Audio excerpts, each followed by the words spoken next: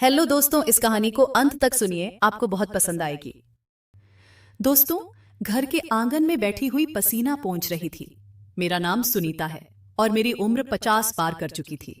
और अब मेरी दुनिया मेरी बेटी पूजा और उसके बच्चों तक सिमट गई थी। पति को गुजरे कई साल हो चुके थे। पूजा की शादी को 2 साल हो गए थे। जब भी वह मायके आती, उसका पति अर्जुन भी उसके साथ आता। अर्जुन लंबा, गठीला, हल्की भूरी आंखों वाला युवक था। पहली बार जब उसे देखा तो महसूस किया कि वह सिर्फ मेरा दामाद ही नहीं, बल्कि ऐसा व्यक्ति था जो किसी को भी अपनी ओर खींच सकता था। मैं हमेशा खुद को समझाती कि यह सब बस मेरा भ्रम है, लेकिन जब भी अर्जुन मेरे सामने आता मैं अजीब सा महसूस करने लगती। उस दिन भी पूजा मायके आई हुई थी। अर्जुन बाहर से आया और मुझे पसीना पोंछते हुए देखकर रुक गया। बहुत गर्मी है माँ, आपको अंदर जाकर आराम करना चाहिए, उसने कहा। मैं हल्के से मुस्कुराई। अरे नहीं बेटा, काम तो करना ही पड़ता है, मैं पंखा लाता हूं, कहकर वह अंदर गया और हाथ में बड़ा सा पंखा लेकर लौटा। उसने मेरी ओर बढ़ाते हुए कहा, इसे पकड़ लीजिए, आराम मिलेगा। मैंने हंसकर उसे देखा, दे तो रहा है लेकिन चलाने की हिम्मत नहीं हो रही, तो मैं ही चला देता हूं।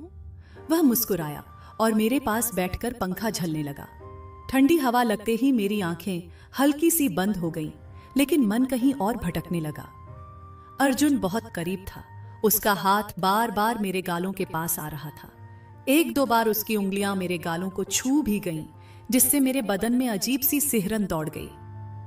आप थक गई होंगी, अर्जुन ने धीरे से कहा। मैंने नजरें चुरा ली और उठने लगी, लेकिन उसने हल्के से मेरा हाथ पकड़ लिया। आपको आराम करना चाहिए मां।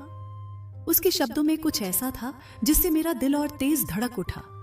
शाम को अचानक घने बादल छा गए और बारिश शुरू हो गई। मैं बरामदे में खड़ी होकर बारिश का आनंद ले रही थी। तभी अर्जुन आ गया और बोला, मां आपको बारिश पसंद है?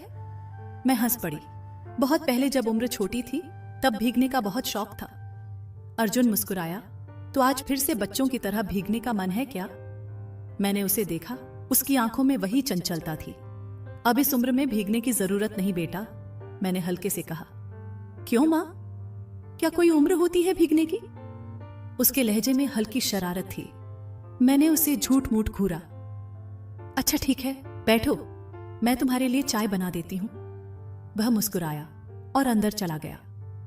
थोड़ी देर बाद जब लौटा तो उसकी शर्ट आधी भीग चुकी थी। एक बूंद उसकी जुल्फों से फिसली और उसकी गर्दन पर गिर गई। अनायास ही मेरी नजर वहां अटक गई। अरे मां, आप भीग रही हैं, उसने अचानक कहा और अपने गीले बाल झटक दिए। ठंडी बूंदें मेरे चेहरे पर आ गिरीं, जिससे मैं अंदर तक भीग गई। असहज होकर मैंने साड़ी का पल्लू ठीक किया और जाने के लिए मुड़ी। तभी अर्जुन ने धीरे से मेरा हाथ पकड़ लिया। रुकिए, उसकी आवाज में एक अजीब सी खनक थी। मैं ठिठक गई। अचानक बिजली कड़की और उसके उजाले में मैंने उसकी आंखों में कुछ ऐसा देखा कि मेरा कलेजा धड़क उठा। वह कुछ कहना चाह रहा था, मगर उसके होंठ कांप रहे थे। मेरी धड़कन तेज हो गई, हो चुकी। उस दिन के बाद मैंने खुद को बहुत समझाने की कोशिश की, लेकिन अर्जुन का ख्याल मन से निकल ही नहीं रहा था। जब भी वह सामने आता मेरा दिल अजीब तरीके से धड़कने लगता। दोपहर का समय था। घर में सब अपने अपने कमरों में थे। मैं रसोई में मसाले पीस रही थी। तभी ऊपर के रैक से मसाले का डिब्बा गिरने लगा। मैंने उसे पकड़ने के लिए हाथ बढ़ाया, लेकिन तभी अर्जुन अचानक पीछे से आ गया और डिब्बा थाम लिया। मां, आपको ध्यान से काम करना चाहिए, उसने कहा। मैं चौंकी, क्योंकि उसका बदन मेरे बहुत करीब था। उसकी गर्म सांसें मेरी गर्दन को छू रही थीं। मैं खुद को पीछे हटाने की कोशिश कर ही रही थी कि तभी अर्जुन का हाथ मेरी हथेली पर हल्के से टिक गया। मेरा दिल तेजी से धड़कने लगा। मैंने घबराकर हाथ पीछे खींचने की कोशिश की, लेकिन वह रुक गया। उसकी उंगलियां कुछ पल के लिए मेरी उंगलियों पर ठहर गईं। मां, आप ठीक हैं? उसकी आवाज में एक अजीब सी कोमलता थी। मैंने जबरदस्ती खुद को सामान्य दिखाने की कोशिश की और पीछे हटते हुए कहा, हाँ मैं ठीक हूं, तुम जाओ, पूजा को बुला दो, शायद उसे कुछ चाहिए होगा। अर्जुन कुछ पल मुझे देखता रहा, फिर हल्की मुस्कान के साथ पीछे हट गया। मैं जल्दी से रसोई से बाहर आ गई और अपने कमरे में जाकर खुद को संभालने लगी। यह क्या हो रहा था? मैं खुद को रोक क्यों नहीं पा रही थी? कुछ दिन बाद पूजा को अपनी ससुराल वापस जाना था। सुबह का वक्त था। अर्जुन अपने सामान की पैकिंग कर रहा था। घर में हलचल थी, लेकिन मेरा ध्यान हर वक्त उस पर ही जा रहा था। जब भी वह मेरे सामने आता मुझे कुछ अजीब सा महसूस होने लगता। जब विदाई का वक्त आया तो पूजा ने गले लगकर मुझसे कहा, माँ अपना ख्याल रखना। अर्जुन भी मेरे पास आया। माँ हमें निकलना चाहिए। मैंने हल्का सा सिर हिलाया और दरवाजे तक उन्हें छोड़ने आई। पूजा आगे बढ़ गई लेकिन अर्जुन रुका। उसने मेरी तरफ देखा और धीरे से कहा, माँ अपना ध्यान रखना और हाँ, ज्यादा गर्मी में मत बैठा कीजिए। मैंने कुछ नहीं कहा, बस एक फीकी मुस्कान दी। अर्जुन कुछ पल खड़ा रहा, फिर चला गया। लेकिन यह अंत नहीं था। अर्जुन के जाने के बाद भी उसका ख्याल मेरे मन में बना रहा। उसकी बातें, उसका करीब आना, वो हल्की हल्की छुआन, सब कुछ रह रहकर याद आ रहा था। कुछ हफ्ते बाद एक दिन दोपहर को अचानक फोन बजा। मैंने उठाया।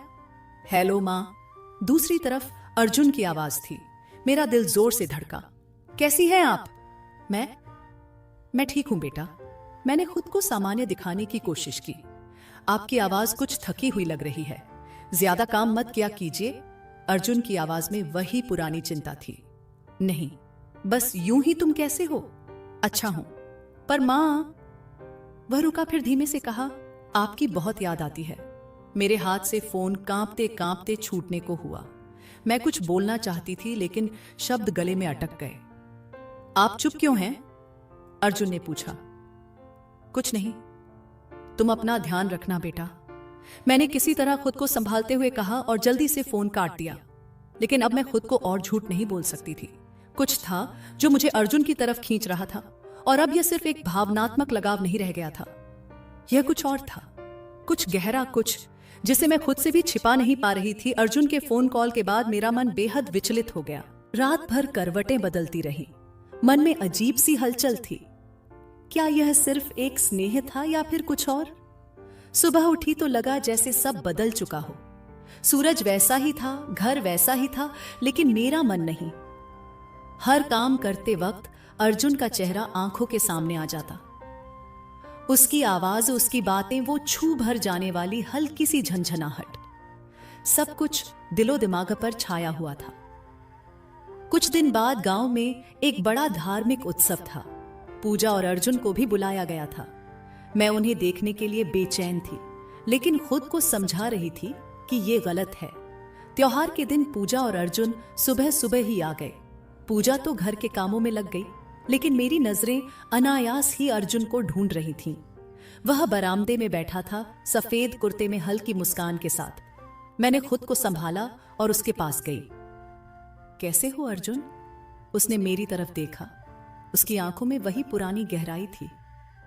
आपसे मिलकर हमेशा अच्छा लगता है मां, उसने कहा, पर उसकी आवाज में कुछ और भी था, कुछ ऐसा जो सिर्फ मैं समझ सकती थी। मैंने नजरें झुका ली और जल्दी से किचन की तरफ चली गई, लेकिन मन वहीं अटका रहा। शाम को त्योहार की रौनक थी, सब लोग खुश थे, लेकिन मेरी बेचैनी बढ़ती जा रही थी। पूजा अपने दोस्तों के साथ व्यस्त थी और अर्जुन बरामदे में अकेला खड़ा था। मैं वहां से गुजरी तो उसने धीरे से मेरा नाम लिया, मां। मैं रुक गई। आप मुझसे दूर क्यों भाग रही हैं? मेरे पैरों के नीचे जमीन खिसक गई। मैं क्या जवाब देती? ऐसा कुछ नहीं है, मैंने धीमी आवाज में कहा।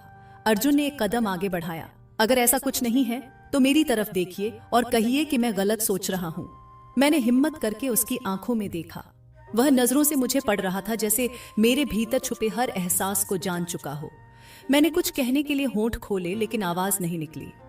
अर्जुन ने हल्के से मेरा हाथ थामा। आप भी महसूस करती हैं ना मां? उसके शब्दों ने मेरे अंदर कुछ तोड़ दिया। मैं चाहकर भी खुद को रोक नहीं पा रही थी। बाहर लोग हंस रहे थे, ढोल नगाड़े बज रहे थे, पर यहां मेरे और अर्जुन के बीच कुछ ऐसा था जो दुनिया की हर आवाज को दबा चुका था। उस रात त्योहार की हलचल खत्म हो चुकी थी। सब अपने अपने कमरों में सो चुके थे, लेकिन मेरी आंखों में नींद नहीं थी। मैं बरामदे में बैठी थी, हल्की ठंडी हवा चल रही थी और मन के भीतर एक तूफान उमड़ रहा था। तभी मैंने महसूस किया कि कोई आहट हुई। मैंने नजर उठाई। अर्जुन दरवाजे के पास खड़ा था। हल्की रोशनी में उसकी आंखें और भी गहरी लग रही थीं। अब भी जाग रही है मां? उसने धीमे से पूछा। मैंने सिर हिलाया। नींद नहीं आ रही थी। अर्जुन कुछ पल चुप रहा, फिर मेरे पास आकर बैठ गया। मैं बेचैन हो उठी, लेकिन खुद को संयमित रखा। आप मुझसे भाग रही हैं मां? पर क्यों? उसकी आवाज में शिकायत थी। मैंने उसे देखा। अर्जुन, कुछ रिश्तों की एक सीमा होती है जिसे लांघा नहीं जा सकता, लेकिन जब दिल की बात आ जाए तो क्या सीमा मायने रखती है? उसने धीरे से मेरा हाथ पकड़ लिया। एक झुरझुरी सी मेरे शरीर में दौड़ गई।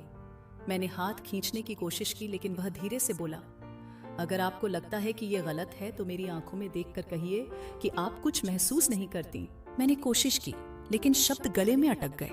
अर्जुन की उंगलियां अब भी मेरी हथेली पर टिकी थीं। मां, आप सिर्फ पूजा की मां नहीं हैं, आप एक औरत भी हैं। उसकी आवाज में सच्चाई थी। मैंने झटके से हाथ पीछे खींच लिया और खड़ी हो गई। बस अर्जुन, यह जो भी है इसे यहीं खत्म करो। मैं तुम्हारी मां के समान हूं। अर्जुन ने एक लंबी सांस ली और धीरे से मुस्कुराया। अगर यह सच होता तो आपके हाथ कांपते नहीं जब मैं उन्हें छूता? आपके दिल की धड़कनें तेज नहीं होती जब मैं पास आता? मैंने कुछ नहीं कहा, मैं बोल ही नहीं पाई। अर्जुन ने एक आखिरी बार मेरी ओर देखा और धीरे से कहा, मैं जा रहा हूं मां, लेकिन आप खुद से मत भागिए, अपने दिल से मत भागिए। वह चला गया। मैं वहीं खड़ी रह गई, एक तेज धड़कते दिल और बहते आंसुओं के साथ। अब आगे क्या होगा? क्या सुनीता अपने दिल की बात मान लेगी? क्या अर्जुन वाकई चला जाएगा, या फिर यह कहानी किसी और मोड़ पर जाएगी? उस रात के बाद अर्जुन के शब्द मेरे कानों में गूंजते रहे। अपने दिल से मत भागिए मां। मैंने खुद को समझाने की बहुत कोशिश की। यह सब गलत था, बहुत गलत। मैं उसकी सास के समान थी और वह मेरी बेटी का पति। लेकिन दिल ने जिस राह पर चलना शुरू कर दिया था, उसे रोकना मेरे बस में नहीं था। अगले कुछ दिन यूं ही बीत गए। अर्जुन और पूजा अपने घर वापस चले गए। घर फिर से खाली हो गया, लेकिन मेरे अंदर कुछ टूट सा गया था। कुछ हफ्तों बाद उस दिन दोपहर में अचानक अर्जुन का फोन आया। मेरा दिल जोर से धड़का। मैंने फोन उठाया। मां, कैसी हैं आप? मैं ठीक हूं। मैंने सामान्य बनने की कोशिश की। आप झूठ बोल रही हैं, अर्जुन ने हल्की हंसी के साथ कहा। मैं आपको भूल नहीं पा रहा मां। आप मुझे सच बताइए, क्या आप भी मुझे याद करती हैं? मेरे होंठ कांपने लगे। मैं क्या जवाब देती? क्या कहती कि हाँ, मैं हर पल तुम्हें याद करती हूं, कि जब तुम पास नहीं होते तब भी तुम्हारी मौजूदगी मुझे महसूस होती है? अर्जुन, हमें यह सब बंद करना होगा। यह सही नहीं है। मैंने किसी तरह खुद को कठोर बनाते हुए कहा। अगर यह सही नहीं होता तो हमारी भावनाएं इतनी सच्ची क्यों लगती हैं? उसकी आवाज गहरी हो गई। मैं चुप रही। मैं कुछ दिन के लिए गांव आ रहा हूं मां, आपसे मिलने। मेरी सांसें अटक गईं।